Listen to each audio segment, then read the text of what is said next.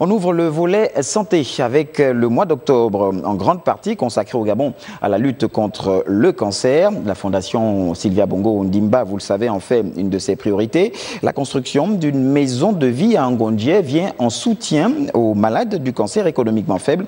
Les malades internés parlent d'un appui positif. Sébastien Tuntum, presse présidentielle. Le site est situé à côté de l'Institut de cancérologie d'Angondje. Ici, on loge, on soutient et on accueille gratuitement les malades du cancer économiquement faibles et venant des régions éloignées. Bienvenue à la maison d'Alice. Ici, nous avons une partie qui est réservée à l'accueil et l'hébergement de nos patients qui sont orientés par l'Institut de cancérologie. Donc, nous pouvons accueillir jusqu'à 24 patients qui sont répartis dans 10 bungalows et 20 chambres. Et nous pouvons également recevoir des enfants à raison de 4 chambres, soit 4 enfants accompagnés de leurs parents.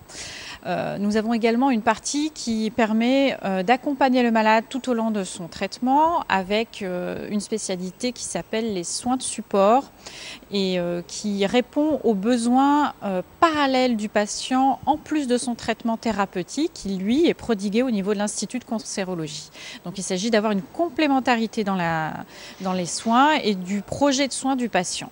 Donc, à son arrivée, le patient est interviewé, sondé, et on réalise avec lui un projet individualisé de séjour pendant lequel des activités vont lui être proposées pour répondre à chacun de ses besoins.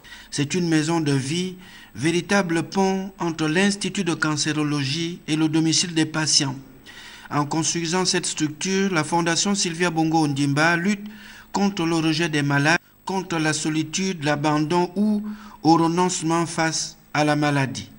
Étant éloigné ici de Libreville, à Mékambo, pour un traitement mensuel que je suis en train de suivre, je ne pouvais pas trouver des moyens qui pouvaient me permettre de faire aller-retour. Mékambo, Libreville, 25 000 francs aller, 25 000 francs retour, ça me coûtait cher.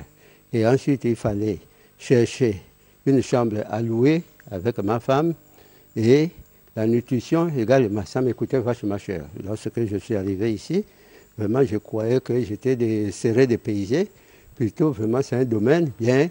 On m'a donné une chambre propre avec douche, WC, télévision, un lit bien arrangé qui est entretenu tous les jours par les femmes de ménage. Et ça me fait plaisir de rester ici. Et aux alentours, il y a de la propreté.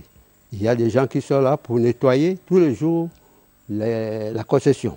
Ça me fait plaisir de rester ici. Le cadre, c'est une architecture transparente et légère. Il inspire la détente, le repos et le bien-être du malade dans le respect de la dignité humaine ainsi que de la culture de la solidarité gabonaise. Toute la vision de la première dame du Gabon à travers cette maison de vie.